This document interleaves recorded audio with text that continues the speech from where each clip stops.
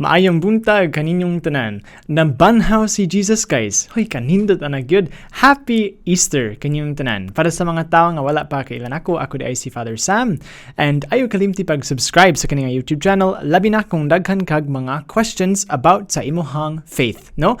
But today, guys, na ako'y message para ninyo. I have a very important message for you regarding sa ato ang Easter Sunday. Kay mao ni siya ang pinaka-importante, ang pinaka-nindot nga adlaw sa tibuok tuig. Like, this is the day. This is the big, big day for us, isip mga followers ni Jesus. But before ang akong message, na ako'y story para ninyo. So this was mga 6 or 7 years ago, katabitang wala pa ko maordinahan as priest, brother pa ko.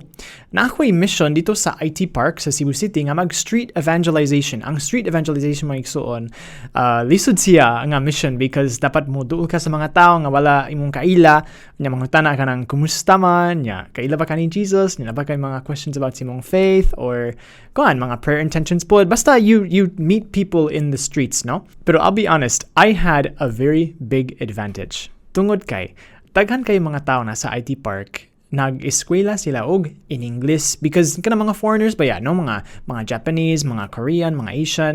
Unya tungod kay ako Amerikano kay kugnaong, happy kaayo sila makita nako because ingon sila nga, sige, let's practice English, no? And so one time, nag-istorya ko sa usa ka babae, usa ka young woman, nga Japanese woman, ug sa iyang mga amiga. Unya sila they really asked me, unsa man ang murag imong gisulob ba, unsa man na siya? Kanang gray nga murag dress, ngano man isulob nimo ana? And I said, actually, because ako kay kanang consecrated, ako kay brother, happy na kumapari, niya, especially because I love Jesus, niya, I follow Jesus. And niya, ingon sila nako, kinsa man na? Kinsa si Jesus pa? And I said, wow, mao di ay. Kanang, what did sila kabaw? Kanang, kinsa si Jesus pa? And so excited kay ko. I said, bitaw, kanang si Jesus. Si Jesus, kanang, he lived mga 2,000 years ago, dali sa kalibutan. And niya, namatay siya. And after I said that, they said, bitaw, kanang, naka-attend me og murag procession gahapon. Kay this was Easter Tuesday. I think naka-attend sila procession a couple days before. Kita bitaw Black Saturday, no nga. And they said, yeah, nabitaw kanang murag patang lawas ba? No, patang lawas ni Jesus nga in the procession. So namatay di ay siya. And I said, bitaw kanang si Jesus namatay. And they said, kasaya manggod si Jesus namatay. Imong Ginoo di ay kanang namatay siya. And I said, bitaw, lisod na.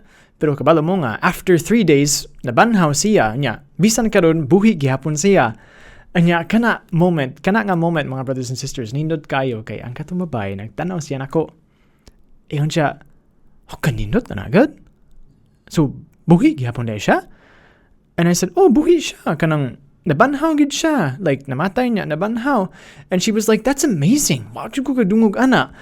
And I was thinking to myself, I said, wow, kanindot ani, no? Kanang, kita man god, I'm sure nga ikaw, labi na kung kita ka nang nagpuyo sa Pilipinas, kanang dugay-dugay na, or we were even born in the Philippines, it's a very Christian, very Catholic country. So murag sige tag kadungog nga si Jesus nabanhaw, ana Easter Sunday, ana.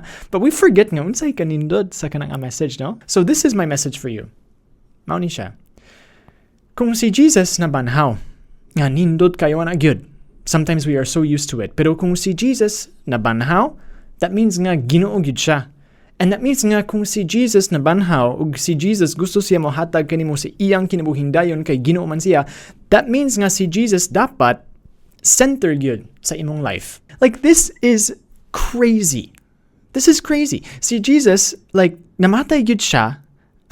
Like, as in, namatay gyud. Anya, nabanhaw siya and he wants to give us the same life.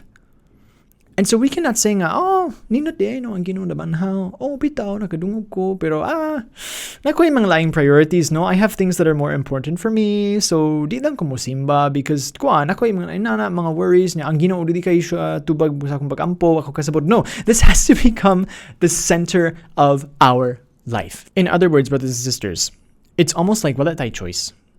Kung ang Ginoo tinuod, kung si Jesus tinuod siya nga nabanhaw, and that means nga tinuod siya nga Ginoo, then we cannot say either we just say no, di gyud, wa siya nabanhaw, which means kanang bakakon si Jesus, which I hope you don't think is true, or kanang Ginoo gyud siya, and we say that no, he is the center of my life, I want to give my life to him. Kay kana ang pinangkanindot nga nahitabo sa tibuok kalibutan for all time. That will be the most amazing thing that happened. And so I'd like to ask you today to honestly ask yourself the question, si Jesus ba, kinsa man siya para nimo? Ginoo ba siya? Or bakakon siya? Is he a liar? Like tinuod nga nabanhaw siya? Do you really believe that he rose from the dead? Do you believe that he's God? Unya kung Ginoo siya, unsay buhaton nimo para ana? Unsay buhaton nimo karon nga Easter season nga I hope nga mas lahi gyud kay sa imuhang mga previous Easter season? What are you going to do to make him the center of your life? What are you going to do to bring him back into your life? So enjoy diha sa mga tao nga maglaag-laag karon, kabalo ko nga daghan kay mga tao nga maglaag. I hope you don't forget Jesus, no, on this Easter Sunday. Know that I'm praying for you. I ask you to pray for me. And yeah, kita-kits for the next video. Once again, si Jesus Nabanhaw. Alleluia, alleluia. See you for the next video. Bye-bye.